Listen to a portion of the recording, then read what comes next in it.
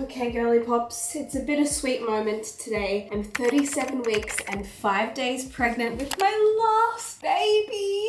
Everybody tells me this isn't your last baby, you're gonna have 4. I dare you to comment that on Kurt's Instagram. Are we really done? Yes. At 3?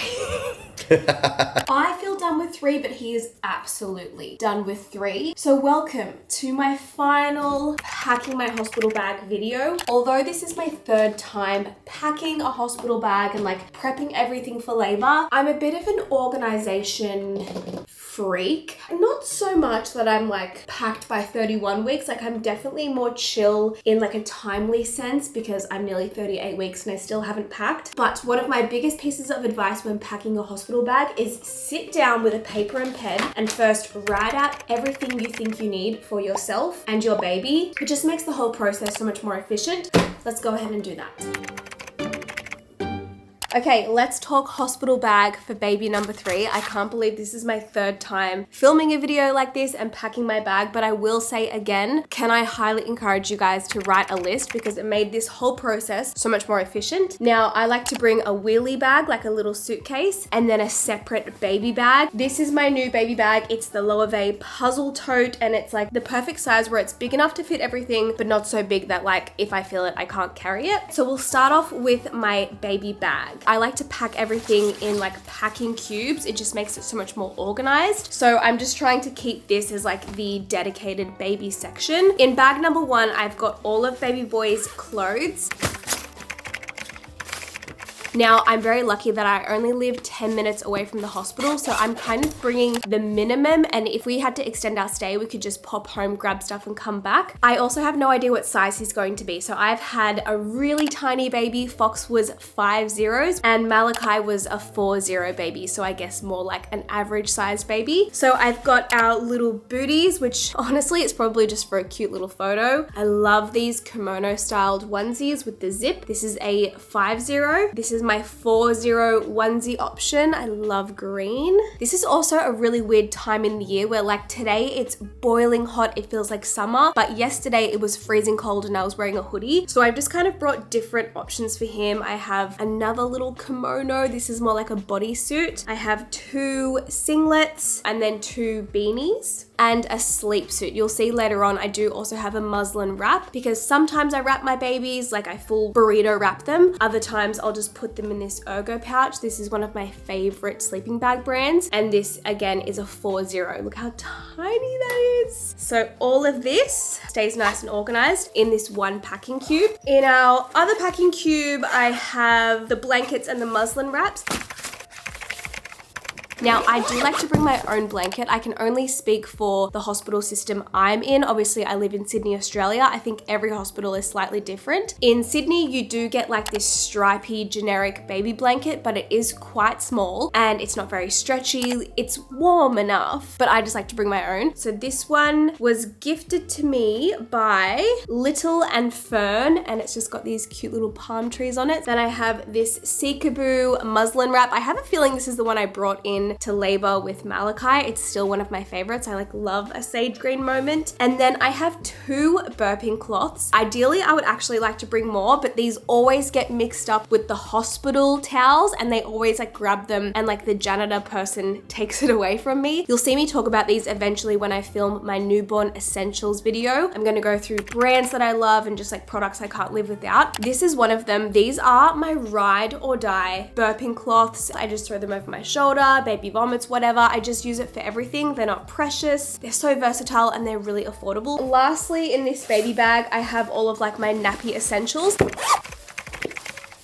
I have a feeling in America you get given all of that stuff, but in Australia or even just where I am, I'm in the public system in Sydney and you're kind of expected to bring your own nappies and wipes and all that kind of stuff. So if you're a first-time mum, keep that in mind. Bring everything, expect nothing. So I just have some basic water wipes, fragrance-free, all that good stuff. Then this is my favorite nappy cream. I probably won't use it on the first few nappy changes. We'll see. This is the Weleda calendula nappy cream. I've used it with all my boys. I love this one. And then I think I've just packed as many nappies as will fit in here. My favorite brand is honestly Huggies. I have tried a bunch of the eco-friendly ones. I'll go through this in my newborn essentials video, but unfortunately with my boys, they all leak except Huggies. So I think I've got like 8, and even then I might have to get like my sister or my mum to bring more. So that is everything in my new baby bag. Moving on to postpartum essentials. It's by Flow Women. It's my friend Charlotte, who's also the co-writer of Body and Bump. She created this brand, so she sent me a bunch of her stuff and it's so good. It comes with this little pouch, so I've just thrown everything in here. Now, I personally like to wear nappies once I've given birth. Just judging off my 2 previous experiences, I've had 2 vaginal births. One was unfortunately an episiotomy, which you get cut. Malachi was a 2nd-degree tear. And to be fair, that's not even where majority of your bleeding is coming from. It's from the wound where your placenta was. So your placenta is the size of a large dinner plate, and that was basically tacked on to the inside of your uterus. So once you give birth to your baby, you also then give birth to your placenta, and there's a wound this big left in your insides, and that is what has to kind of like bleed out. And every woman is different. Some people bleed for like a week, some people bleed for up to 6 weeks. I kind of sit around the 5-week mark. I feel like I'm kind of a heavy bleeder. So I do wear adult nappies, or whatever you want to call them, adult undies, for the first week or so. So I love the undies. Directly after birth, I find them really comfortable. This goes around your waist, obviously, and you just rip them off. They're really easy. So I just brought 3 of those. I don't think I'll need these, but I packed some disposable nipple covers, like nipple pads, and some reusable ones as well. I don't suspect my milk is going to come in when I'm in hospital because I'm currently producing colostrum, which is like mother's gold. It's a really nutrient dense, high probiotic milk that you give your baby for the first few days, or like the first day, and then your milk supply comes in, which for me, that's when I start leaking. So I doubt I'll use these until I come home and like my milk comes in, but I thought I'd just pack them anyway. Then I've also got my peri bottle. Some people like to add like a peri foam or a cleaning solution to it. I just use plain water most of the time. And then every time I go to the bathroom, I spray up there as well. And sometimes I'm like treating a wound, or, you know, my tear, my stitches, because I've had stitches twice. So this just feels like you're cleaning everywhere really nicely. And after you've had your baby, I don't like wiping. Going to the bathroom alone, I found it very confronting, and like I was really scared. It wasn't as bad as I thought. It does sting a little bit, but the last thing you want to do is like wipe if you've got stitches and scars and episiotomies and stuff going on. So I just like to spray this up there and I just dab, and it just freshens it all up. So that's kind of all I've got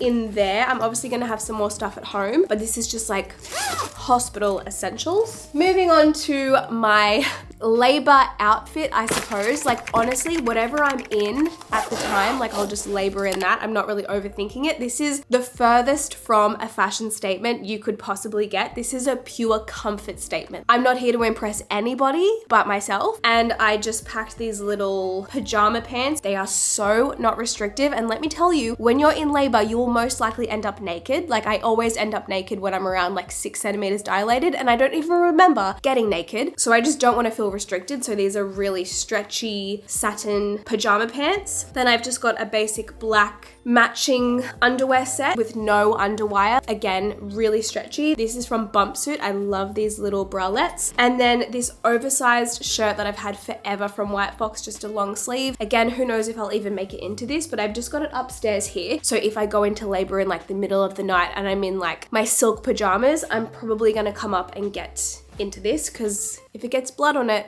I don't really care. Okay, what have we got in this packing cube? I think these are my clothes. Yes, okay, again, I find this really difficult to pack clothes because number one, you want them kind of blood proof in case you do leak, because I'm a heavy bleeder, but at the same time it also has to be breastfeeding friendly, ideally. I did bring these breastfeeding friendly bras, 2 undies, oversized shirt, oversized chill shorts. This is actually a nice set, and like this totally goes against my dark color suggestion, but it is breastfeeding friendly and it's really loose and it's stretchy. But to be fair, I will show you in a second what I actually think think I'll wear home. So these are just options. I think I'm going to wear these shorts. These are my SRC recovery shorts. So it's basically a really tight recovery short for your core, your insides. Like after you give birth, it's the craziest feeling. It feels like your organs are just like in jelly and I don't feel supported anywhere. I've worn these with both of my boys. I think I wear them for up to 6 weeks postpartum. And then I'm just going to bring like a button up oversized shirt like this. And that's probably what I'll wear home. Then I have some pajamas I don't really care about. Yes, these are my old pajamas from my collection with White Fox, but they're honestly like 3 years old now. I love them, but my suggestion is definitely getting pajamas that are breastfeeding friendly, particularly if you have small boobs. I feel like the smaller the boob, the more breastfeeding friendly option you want, because I can't just like lift up my shirt a little bit and feed my baby. Like my nipples are like up here. They're not, they're here. But I like to have a button-up shirt that I can just open, feed baby, go back to sleep, as opposed to like putting my shirt over my head or anything. And then I have our trusty black set that I have literally worn this entire pregnancy. Jumper, like a sweater, and the matching tracksuits just in case the hospital gets cold. It's not a fashion statement. We've just given birth, okay? Cool. Originally I had these packed, but I'm actually going to swap these out for my Uggs. This is my only shoe that I'm bringing. I definitely had some cozy socks somewhere, but there's cozy socks going in here as well. This is my little trauma bag. No, my acupuncturist told me I need to change my language. It's not our trauma bag, it's our helpful bag. This is my pain relief, my labor tools, as some would say. For starters, I have my combs. These were actually all lent to me. This is from my friend Laura, and these are from my friend Amber, so thank you. I did use labor combs to help with the pain in my labor with Malachi, and I loved them. I just got these cheap little plastic ones from like Hot Dollar or something, but my friends bought these like bougie birth ones, and they said, do you want to use them? And I was like, sure. Now, I've heard everyone does these differently. I personally like to put it here in like the palm of my hand and I squeeze. It's basically to distract your mind and you focus on this pain rather than like contraction pain or sensations. So I have that. And then I did hire a TENS machine from Bliss Birth, and you can just hire it for like 4 weeks and you just hopefully give birth in that 4 weeks. My recommendation is don't start this too late. A lot of women will miss the boat and be like, oh my gosh, I didn't even use my TENS machine. It's basically like this little electrocutor.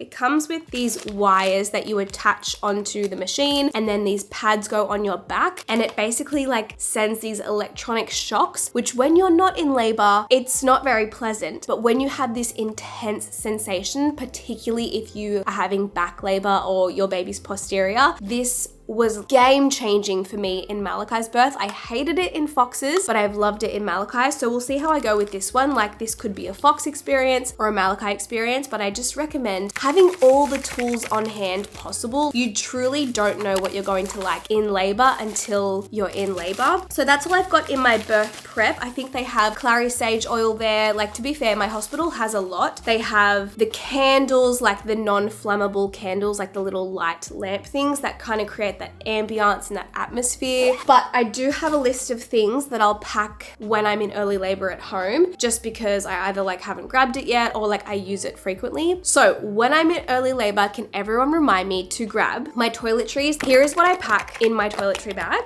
Just remember lip gloss, scrunchie, hair ties. You want to feel nice after labor, like nothing too extravagant, but like freshen up a little bit. My hairbrush. I'm encouraging Kurt to bring a change of clothes, toiletries, and maybe even like a pair of boardies in case he has to like get in the bath with me or get in the shower with me, because I love water in labor. My vlog camera, my vlog chargers, extra SD cards, iPhone tripod, fruit and snacks. So with both boys, I've had different snack tendencies. I think with Fox, I had like blue dinosaur bars and protein bars. And then Malachi, it was snakes alive, like lolly snakes. With this baby, when I envision labor, all I feel like is fresh fruit. So I said to Kurt, I think that's what I'm gonna want, just like a bunch of fresh fruit. Yeah, that's kind of the plan at the moment. Water bottle, heat pack. Some hospitals won't let you heat up your own heat pack, but I'm gonna bring one anyway. And then our Yui Boom speaker. So if your hospital doesn't provide a portable speaker and you really want meditation or your music or whatever, your affirmations on, definitely only bring a speaker. While it seems kind of like a lot, that's really the basics. I feel like with Fox, I packed way more, and I totally get if it's your first baby, like it's very overwhelming and you'd rather pack more than less, and I think that's fine. But yeah, for me, I feel like this is the perfect amount of things that I need that's very practical and usable, and I don't have to come home and unpack everything. So that is everything I'll be taking to the hospital when we meet baby boy number 3.